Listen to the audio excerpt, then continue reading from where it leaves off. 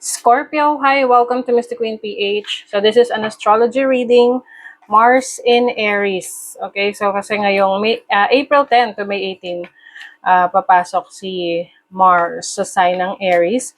And this is happening in your 6th house. So for you, Scorpio rising, maaring magkakaroon ka ng focus pagdating sa kalusugan mo, because the 6th house is about your health, your well-being. Maaring may bago kang may bago kang diet, may bago kang routine for your health. Like for example, mas magiging masipag ka na mag exercise, nasa physical fitness ka na, mas magiging strong yung pangangatawan mo rin kasi mas magpo-focus ka sa iyong kalusugan. Also, this is about pagiging mas masipag, no? Pwedeng may mga i-organize ka sa life mo, mas focus ka sa trabaho mo, mas detail-oriented ka.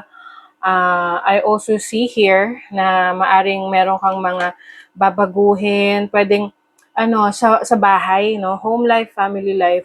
Like for example, renovation sa bahay, pagde-declutter, pag-organize ng mga gamit. Some of you naman sa workplace to, pwedeng may bagong trabaho for you, may bago kang katrabaho or bagong task. Some of you, pwede itong pagsisimula ng work from home setup ninyo. Pwedeng kayong magtatrabaho sa bahay or, meron kayong business, home-based business wherein you can earn money and work at the comfort of your home. So this is exciting for you. You have the Hermit. So this is Virgo energy, 6th house related. So I think also meron kang reassessment sa buhay mo, whether you are happy in the current job na meron ka or whether you are happy sa tinitirahan mo. So, kumbaga, you will feel more encouraged to, make some changes, to try new things. You have the Strength card and the Five of Pentacles. So, when it comes to your finances, I think mas magiging seryoso ka sa pag-iipon. Lalo na kung nagkakaroon ka ng problema sa kaperahan mo, merong imbalance, merong conflict within the finances. I think you will focus more on your stability, no?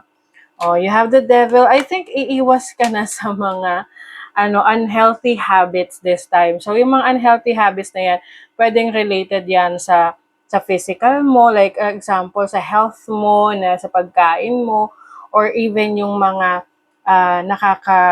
nakakagulo sa iyong sa iyong pera, sa iyong pag-iipon, 'di ba? Kung nag-overspend ka, or meron kang pinagkakagastusan, alam mo namang hindi makakabuti sa health mo, 'di ba? So, that is your reading, Scorpio. Thank you so much. See you again.